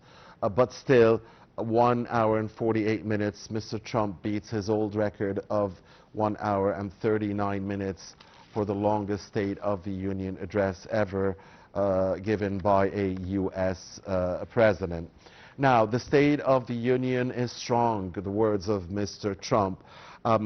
He said that the United States is now bigger, stronger, and richer than ever before. Again, we'll try to sum up the 1 hour and 48 minutes in 3 or 4 minutes max here. The U.S. President, also one of his most famous words, I guess, tonight was, "Our enemies are scared," quote unquote. He said the U.S. borders are now secure. He hit out at the Biden administration, saying that now the U.S. borders are secure, now police is strong, and now the country is safe. Also hitting out at the Biden administration, he said that inflation is now plummeting, mentioning falling gasoline prices as well as the big drop in prices of key commodities like milk and eggs. Mr. Trump also touted the big success in the stock market, saying that the Dow Jones and the S&P 500 and the NASDAQ are hitting record peaks time in and time out and again. Mr. Trump also hit out at Democrats elsewhere, who had rejected his bill that featured what he called the biggest tax cuts in U.S. history. The U.S. President touted what he called the success of his tariffs policies, hitting at the Supreme Court ruling against his tariffs and insisting that he will continue with this path and will not be deterred. Trump accused Democrats of being behind issues of affordability. Of course, it's a big issue now in the United States, affordability, but he said it was the Democrats that got the problem to where it is now. He said his health care program is working, saying that it's working for the benefit of the people and not insurance companies like was the case before. He talked about job creation, and he also hit out, no surprise, at the LGBTQ community, and he declared a war on fraud. This is what Mr. Trump said, a war on fraud in democratic states, and he mentioned Minnesota as an example. Mr. Trump also called for reform of the electoral process rules to curb cheating. According to Mr. Trump, Democrats are the ones benefiting from the participation of what he called aliens in the electoral process, referring to illegal migrants. Well, that was as far as the domestic scene was concerned. On foreign policy, Mr. Trump repeated his rhetoric that he succeeded in ending 8 wars. He mentioned the Gaza ceasefire and the return of the Israeli hostages from Gaza as one of his better achievements. Mr. Trump said that the United States will now help in ending a 9th war during his tenure, and he's talking about the Russia-Ukraine standoff. On Iran, Mr. Trump said that in one of the U.S. military's better achievements in his tenure, it succeeded in obliterating Iran's nuclear program. He accused the Iranian regime of purportedly, allegedly killing more than 30,000 people, and he repeated that preference for him as a peaceful settlement of the Iranian question through negotiations, but he warned at the same time of the use of force against Iran if it pursues or if it tries to pursue nuclear weapons. Mr. Trump said that peace through strength is his preferred method, and he said that it works. And he also talked about his country's efforts in rooting out drug cartels in the Americas, especially those based in Mexico. Again, so that was a wrap of the U.S. President's State of the Union address. Again, 1 hour and 48 minutes according to our watch here, a new record as the longest State of the Union address given by a U.S. president. That is all for now here on Nile TV. We do thank you for watching with us this key speech by the U.S. President, and we do ask you to stay tuned to Nile TV.